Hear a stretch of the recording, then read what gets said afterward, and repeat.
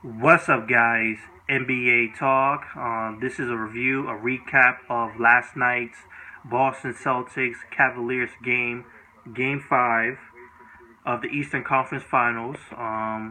Cavaliers will win this game 112 to 99, which puts them 3-1 in this series, one game away of having another matchup against the Golden State Warriors in the finals of 2017. So that'll be tomorrow, I believe, on Thursday. So we'll wait then. We'll see what happens. Actually, um, big controversy about this game. Big controversy, all surrounding superstar, best player in the world, LeBron James.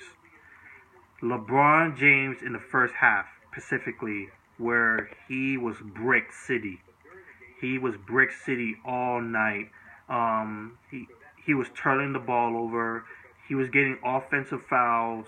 Like it was all against LeBron James. Like he was completely off his game. He was not making threes, missing a dunk. It was not his night. It was not his night, at least in the first half, because he turned it up big time in the second half. But for the most part, in the first half, he was struggling big time. He was also in foul trouble, which is a big thing because LeBron James doesn't get in foul trouble that often. He doesn't really foul out. He doesn't miss that amount of minutes. Usually averaging 41 minutes, 37 minutes. Like he stays in the game a long time without really fouling out or getting into foul trouble. This was the first instance where he was really in foul trouble, where everybody else in the NBA goes through this.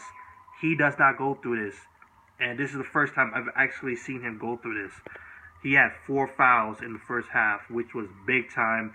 Also, Tyronn Lue should have took him out after that third one, but they kept him in. Now, it was a big, bad situation coming into the second half, having 4 fouls. That's a bad situation for LeBron James. But throughout this, lucky for the Cavaliers and lucky for LeBron James, the name of Kyrie Irving, Uncle Drew, coming through big time, stepping up big time, people. Put on a absolute good show. And honestly, this is very good for Kyrie Irving. Very, very good for Kyrie Irving because let's just face it, I think Kyrie Irving, for the most part, has been really forgotten or at least put to the side because no one really is talking about Kyrie Irving that much. It's like LeBron James, LeBron James, LeBron James, LeBron James. This is where the first instance throughout this entire playoffs where, oh, we got Kyrie Irving talking. Everybody's talking about Kyrie Irving. He put on an absolute good show. I think this was a career high in points. He helped out big time throughout this game, even though Boston was handing them bad, like they were hitting him hard in the first half. This Cavaliers. In the second half, that's when things started to turn back up for the Cavaliers. Kevin Love doing some things, Kyrie Irving doing some big things, and LeBron James in the fourth quarter doing some absolute great things. He got his mojo back. He got his mojo back. That's all I have to say. And he put on a great show in the second half. But everybody just focusing on the first half, looking like, oh, LeBron James is looking weak. He's looking tired. This guy is making an excuse out of something. Like, the Cavaliers are definitely the underdogs. The Cavaliers were big underdogs coming into this playoffs because Warriors have been consistent all night long. Cavaliers have been up and down a lot. So you can't really say they had a good advantage over any part of these playoffs. So that's my preference. So that's it. Let's get into the stats for this team's Cavaliers. Kyrie Irving with 42 points, 3 rebounds, 4 assists. He was 15 from 22. 15 from 22. 4 for 7 for the three-point range. MVP of the night. LeBron James had 34 points, 5 rebounds, 6 assists. Bounced back really hard. Kevin Love with 17 points, 17 rebounds, 5 assists, 2 block shots. Tristan Thompson with 7 points and 7 rebounds. J.R. Smith still hasn't shown up really. Only 5 points. And the whole bench was a no-show too. That was pathetic. From Richardson, from Darren Williams, from Iman Shumpert, from Kyle Korver, who played 20 minutes. That's crap. They shot 59% from the field, 45% for the three-point range, 37 rebounds, 23 assists, and that's pretty much it to say. This is going to be controversial all night because everybody's been talking about it all day. So, Celtics, you had Avery Bradley with 19 points. You have Marcus Smart with 8 points and 6 assists.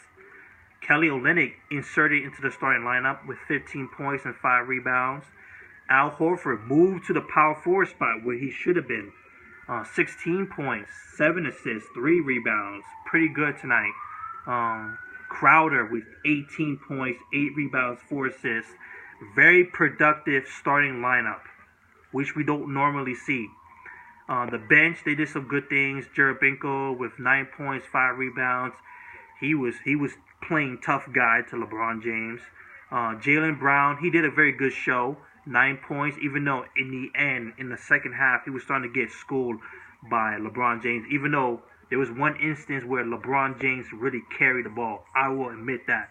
He carried the ball at least once. It was a very good showing in the first half. It's just that it went away from them. Like, the offense of the Cavaliers kicked in, the three-point shooting and all that. Boston couldn't really find that much shots in. Like, they were missing a lot in the second half. It was not their night for the second half. So, hopefully they can do some things in their home come tomorrow, Thursday. Cavaliers looking vulnerable. It could change the world, man. Boston, you guys having a fantastic postseason. So that's all I can say, man. So Cavaliers win this series, win this game. The series is not over. Tomorrow could possibly end with the Cavaliers winning this game or Boston Celtics pushing it up, making things very interesting. So peace out, guys.